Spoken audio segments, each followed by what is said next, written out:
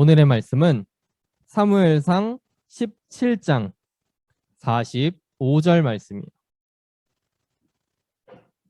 사무엘상 17장 45절 말씀.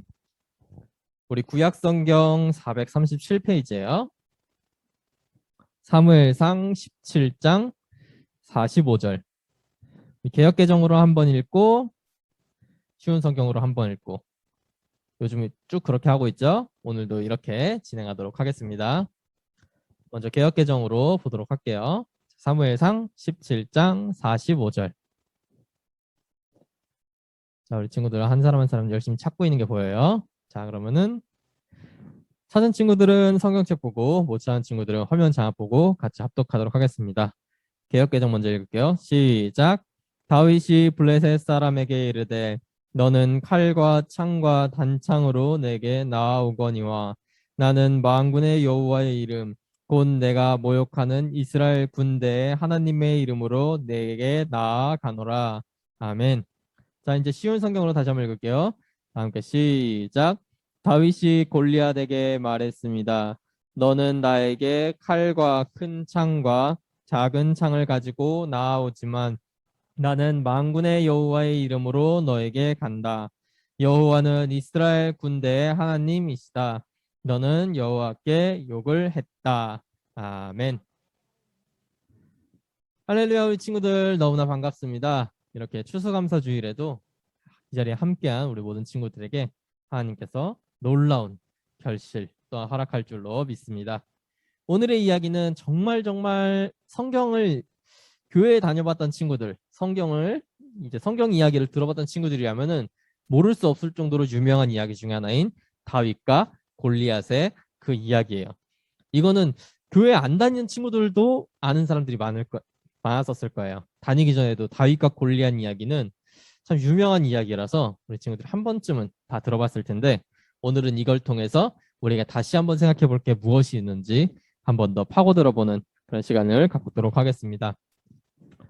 이스라엘과 블레셋이 이제 전쟁을 하게 되었어요. 근데 전쟁을 하기 전에 블레셋의 한 장수 골리앗이 나와서 나와 싸울 자가 누가 있느냐라고 이렇게 앞으로 나섰어요.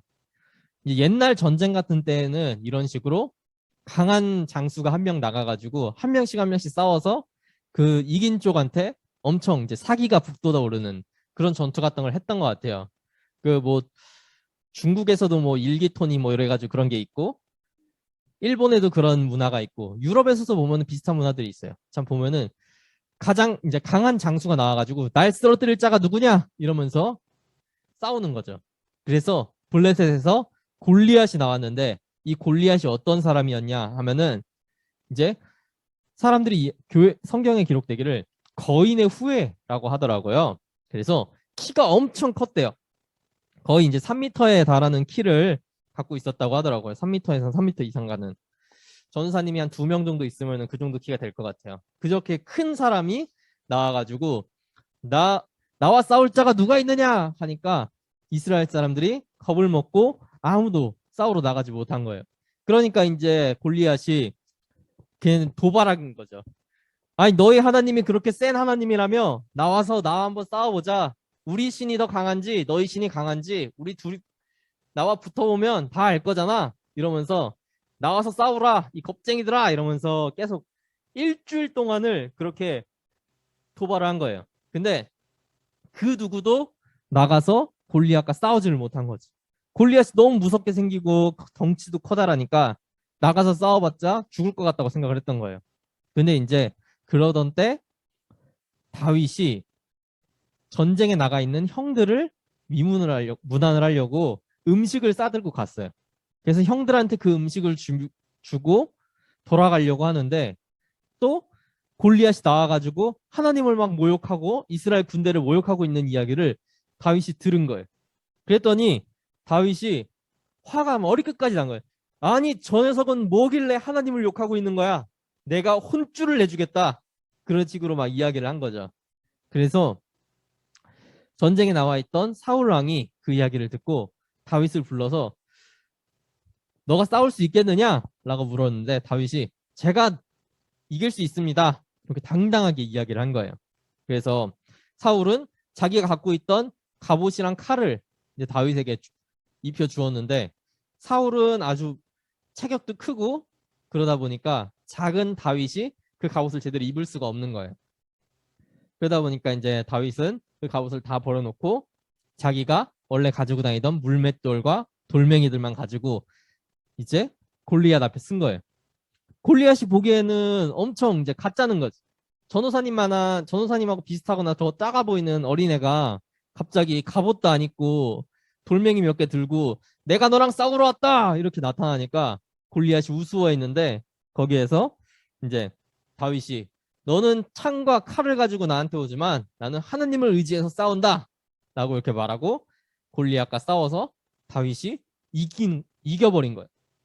그 다음에 이제 블레셋 사람들은 골리앗이 다윗에게 지니까 다들 와, 저 녀석은 누구냐? 저런 강한 자가 있었다니 하면서 사기가 다 떨어져서 도망가고 이스라엘은 그때를 놓치지 않고 공격해서 큰 승리를 얻은 그러한 사건이에요.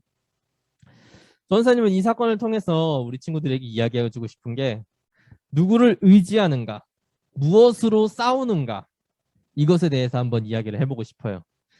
골리앗은 자기 자신의 강한 몸, 그리고 자기가 가지고 있던 갑옷과 칼, 창을 의지했어요. 자기만의 힘을 갖고 있던 거, 자기만의 힘을 의지하고 그것으로 싸우려고 했던 거예요. 대부분의 사람들은 그렇게 생각을 해요. 내가 갖고 있는 것, 내가 어떤 상대를 만났을 때 나는 내가 가진 것들, 내가 쌓아 올린 것들로만 싸울 수 있다. 이렇게 생각을 해요. 그런데 다윗은 전혀 달랐어요. 다윗은 물맷돌과 돌멩이 몇 개를 가지고 가면서도 나는 만군의 여호와이신 하나님이 나와 함께 싸울 것이다 라는 확신이 있었어요. 그건 즉 자기가 쌓아 올린 것 외에 나와 함께 하시는 분, 나를 도와주시는 분이 있다는 사실을 믿고 그분의 힘으로 싸운 거예요. 그랬더니 혼자만의 힘으로 쌓아 올렸던 블레셋의 골리앗은 패하고 다윗은 승리할 수 있었던 거죠. 우리 친구들도 무엇을 의지하고 사는지 그것을 전도사님이 좀 궁금해요. 우리가 세상을 살아가다 보면 여러 문제들을 맞서게 돼요. 예를 들면 이제 정호 형, 뭐 너희 뭐 오빠일 수도 있고 형일 수도 있고 그런 사람들. 정호는 지난주 목요일 날 수능을 봤어요. 수능은 자기가 초등학교 때부터 고등학교 때까지 공부한 모든 것의 총결산이. 근데 그렇게 시험을 준비하고 시험을 보면서 마음가짐이 있을 거 아니에요. 시험을 볼 때도 내가 열심히 공부했으니까 이거는 다 할 수 있다 라고 하면서 기다리는 사람이 있을 거고 예수님을 잘 믿는 사람들은 아마 시험을 시작하기 전에 하나님께 기도할 수도 있을 거예요. 하나님 제가 떨리지 않게 해주세요. 제가 실수하지 않게 해주세요. 이런 식으로 하나님께 기도하면서 시험을 보는 사람이 있을 거예요. 그렇다면은 과연 나 혼자 준비한 사람과 하나님을 의지하고 하나님과 함께 시험을 준비한 사람은 시험을 볼 때 마음가짐이 다를 수가 있어요.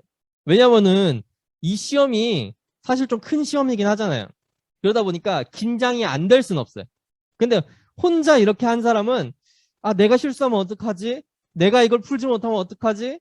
이러면서 불안해할 수 있는데 나를 받쳐주는 사람이 한 명이 있다고 생각을 하면은 그것만으로도 큰 힘이 나는 거예요.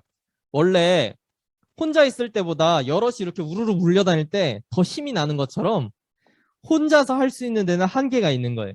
근데 무한하신 힘을 가진 하나님이 옆에 계시다는 거를 믿고 그렇게 동행하면서 살면 정말 우리 마음에 용기가 막 솟아나게 되는 거예요.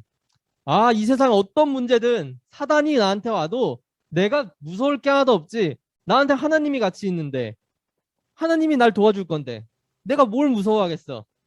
그러면서 나아갈 수 있고 실제로 하나님이 도와주셔서 승리할 수 있는 거예요.